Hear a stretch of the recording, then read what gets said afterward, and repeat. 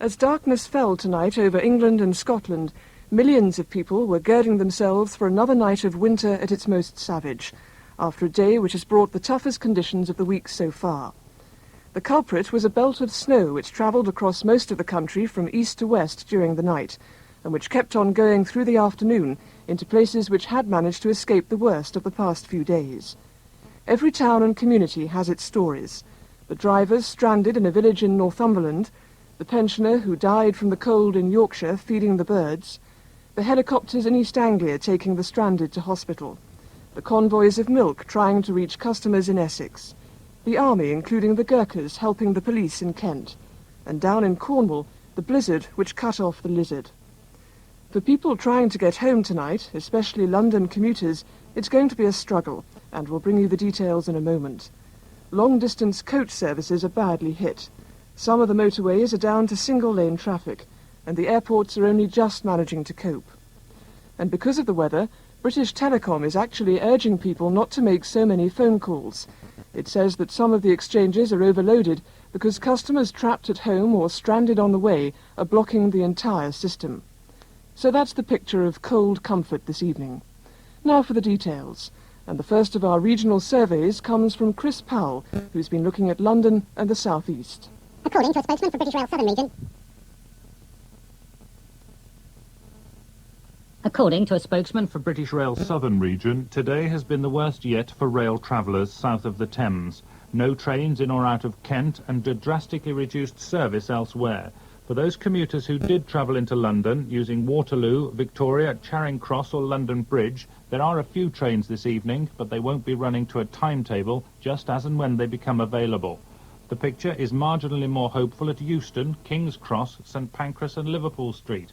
British Rail say there should be shuttle services on local routes, with the exception of Upminster to Romford and Wickham to Southminster. The electric service from St Pancras to Bedford is running normally, but intercity services beyond Bedford are affected by drifting snow.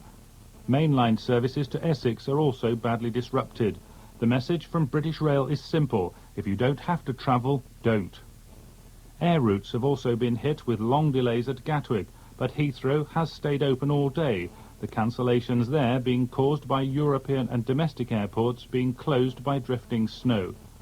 Motorists in the southeast face a difficult journey home. The volume of London traffic crawling along icy roads will mean a late homecoming for many.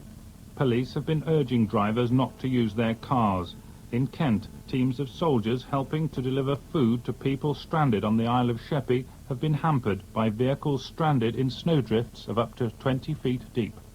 This is Louise Priest in Norwich.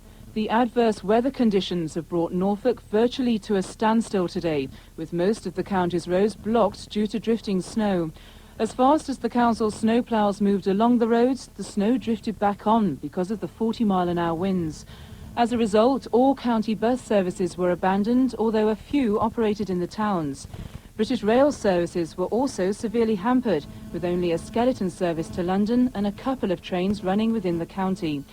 Many villages have been completely cut off, and a helicopter had to rescue 3 pregnant women who urgently needed transport to the Norfolk and Norwich Hospital.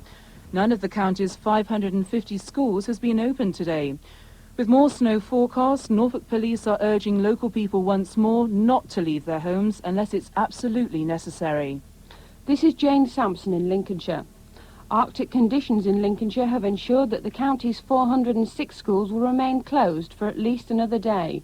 Main roads are still blocked and towns and villages cut off. The RAF has been called in to airlift blood supplies to Boston Hospital. A helicopter also landed at a bus station in Mablethorpe to pick up an expectant mother. She was taken to a maternity hospital in Grimsby after going into premature labour. And at Curtin Lindsey, a 13-year-old girl had to be picked up by another helicopter when she rejected a kidney after a transplant operation. A private helicopter has rescued a 14-year-old boy who almost severed his hand with a chainsaw near Louth.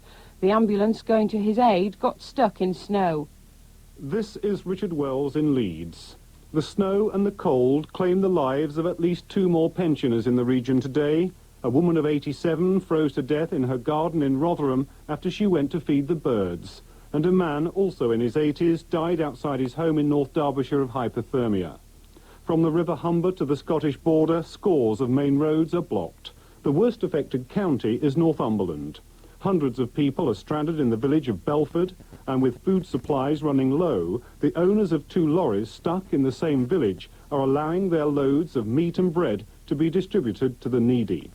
A pregnant woman has been airlifted to hospital. A helicopter rescued 3 forestry workers from 12-feet snowdrifts in Otterburn, and All People's Homes in Newcastle and Durham have been open to all pensioners in need of warmth and food.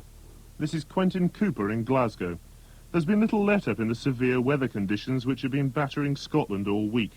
The A1 into England has been closed all day, and all but a handful of main routes are either blocked by snow or passable only with extreme care.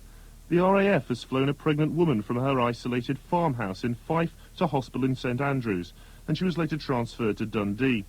Earlier, the Royal Navy flew an 11-year-old girl with suspected meningitis to hospital in Glasgow after roads from her home 20 miles away at Caldercrook were blocked. Criminal trials in the Sheriff and District Courts in Glasgow, one of Europe's busiest courts, have been cancelled for the rest of the week. And in Grampian and Tayside regions, thousands of pupils have had the day off as schools remain closed.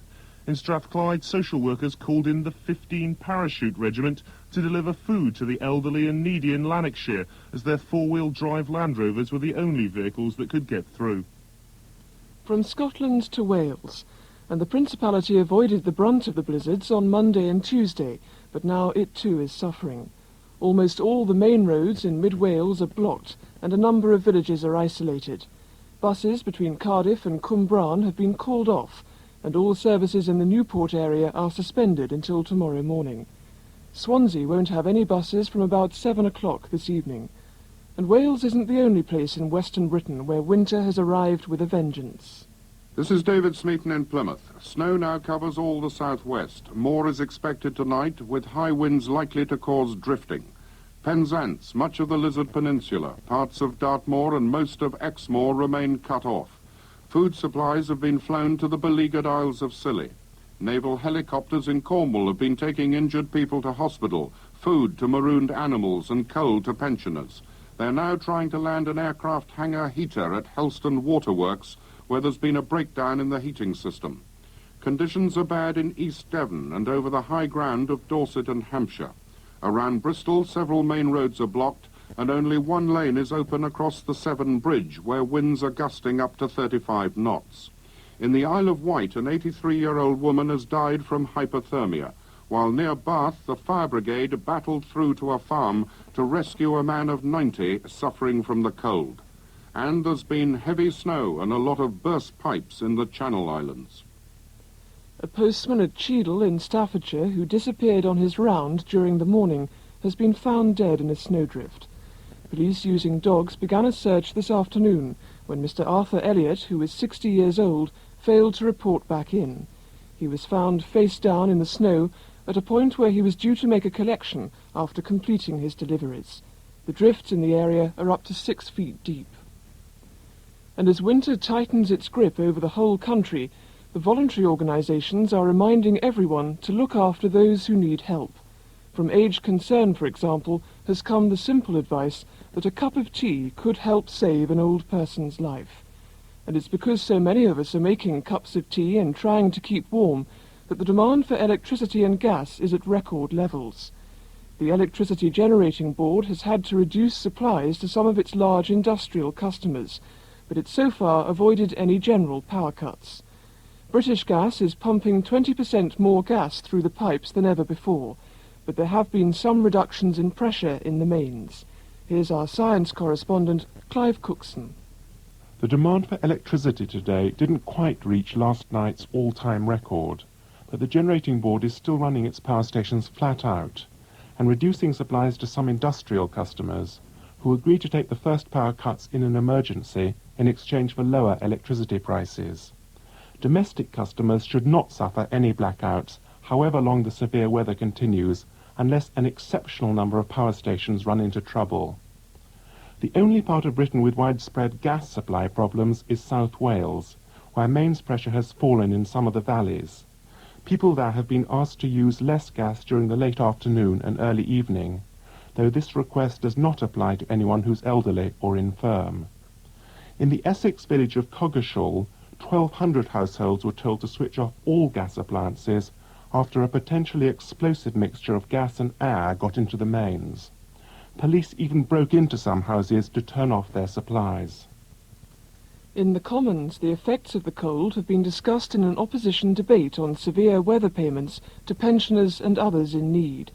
The debate was opened by Shadow Social Services Secretary Mr. Michael Meacher.